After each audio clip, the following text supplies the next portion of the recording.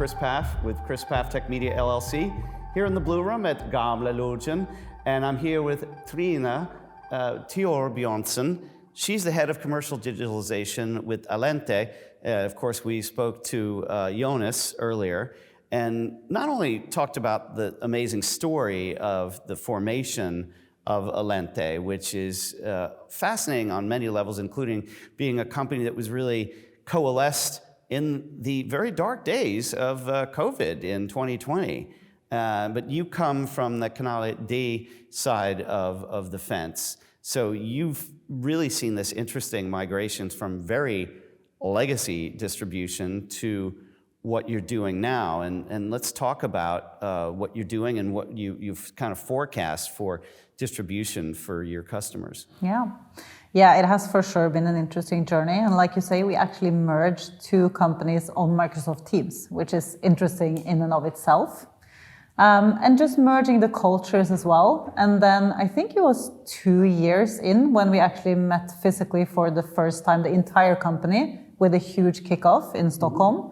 So that was kind of a starting point for actually doing kind of the change management together. Because it is a huge change, and it is mainly about change management and changing people's heads and not just relying on the old satellite data anymore, but we need to change the minds and start working towards gathering new data about a different type of customer and a different type of behavior. So I think kind of that entire journey has been super interesting, and that's close to, of course, my job as well, having the responsibility to actually digitalize. Right. And we have just talked about this on stage, but we have a very diverse customer group because we have the traditional customers from way back when with the satellite dish and all of that. And then we have the future-proof customer segment, which is more the strictly OTT Allente stream customers. So we have a bit of a balance to do there as well.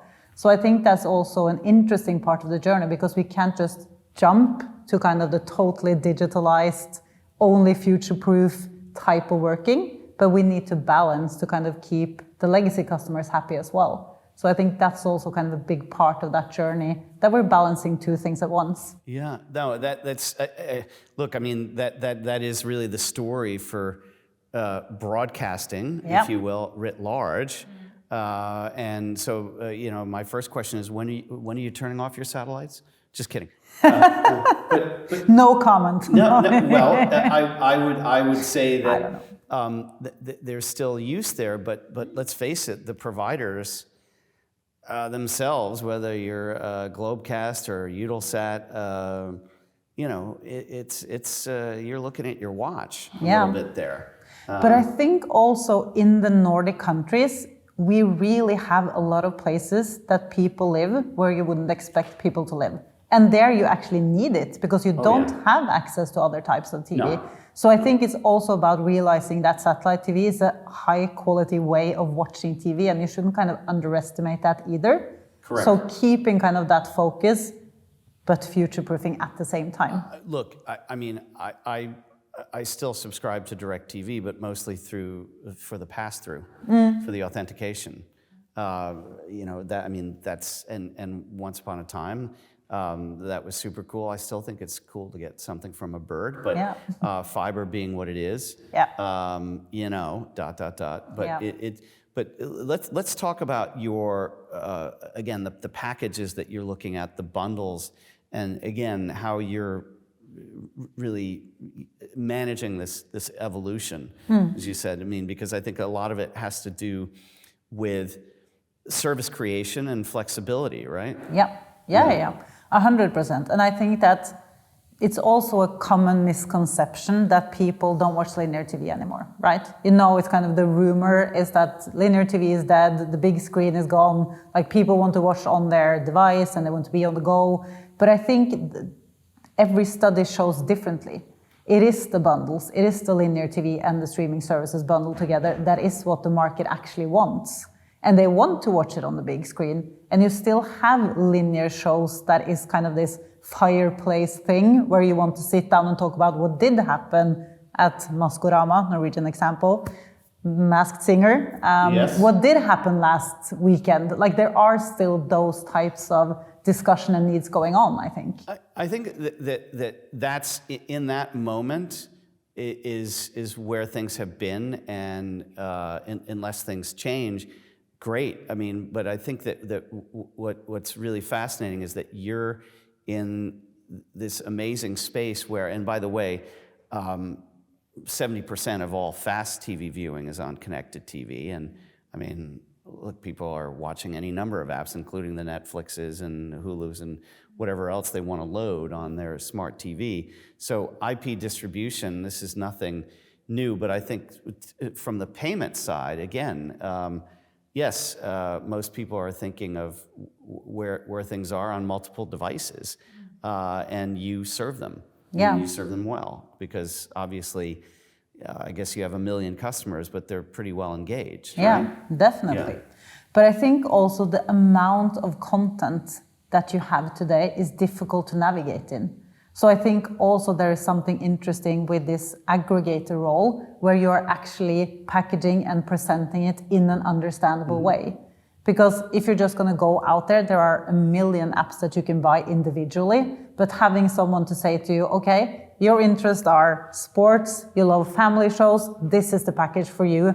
One invoice, everything in one place, here you go. I think there's a value in that will continue to be there. And that's our strength, I think, the knowledge that we do have and the ability to navigate for the customers in this ever-changing streaming world where everything is available all of a sudden. And that's difficult as well.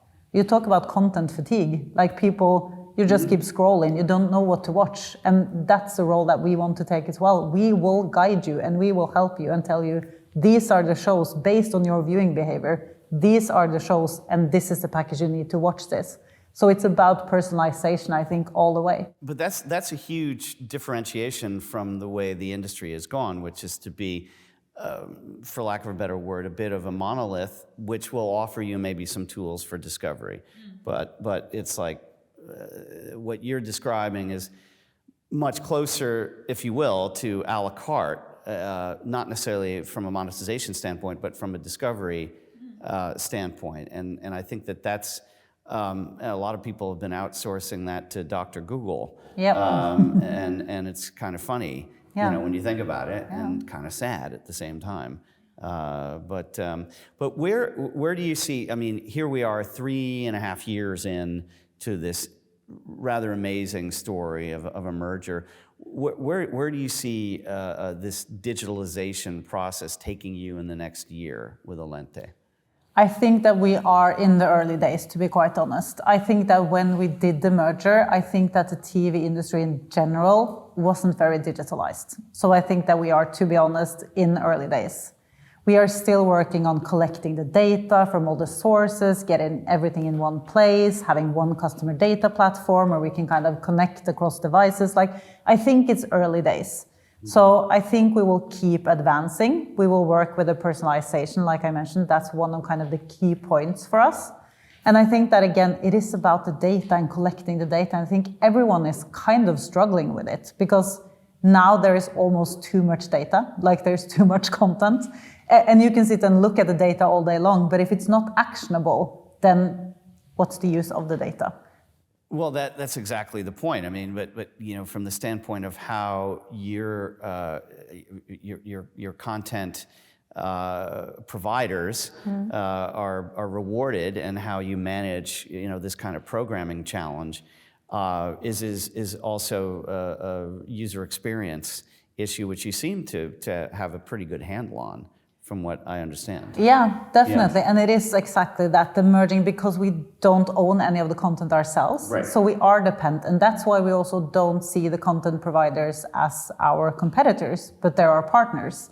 And for us to give the best experience to the customer and then also give kind of the best back to the content providers, we need to have that sharing of data, and how do we optimize together, and how do we connect the metadata, and that entire experience, we need to work together. So I think it's also, again, about connecting across our own channels, but also with our partners as well. Well, and I think that, look, I mean, this is where things have to go. It's one thing to say it, but actually do it. I mean, Ted Sarandos was talking yesterday about data transparency, which, I don't know, maybe for them just means better awareness of password sharing. Just kidding. But you know, that was their issue. Yeah. Maybe it's industry-wide, but let's not talk about that.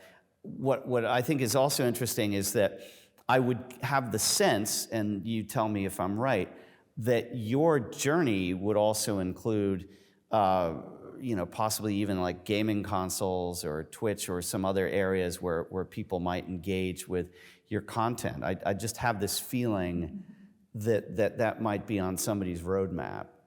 Yeah, and I think we don't exclude anything, or we don't say that we will never do something. Exactly. I think that we need to see how it evolves and where and in what channels does it make sense for us to venture into. Yeah. But yeah, I definitely wouldn't say that we are excluding anything at this point.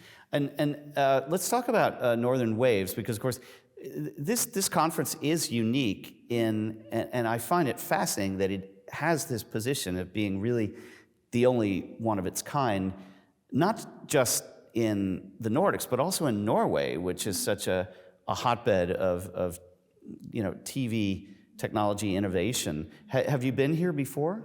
This is actually my first year. Okay. So I haven't been here, but I'm so impressed by the agenda, by the level of the speakers. Like I think, and like you say, it's a bit weird actually that this is kind of the only type of conference in this way regarding the TV industry. So I think it's good that someone is putting that on the map. And I would love to come back next year. Great. Well, it's lovely having you. Trine Thorbjørnsen, Yes. Head of Commercial Digitalization for Allente. Thank you so much for being here. Thank you for having me.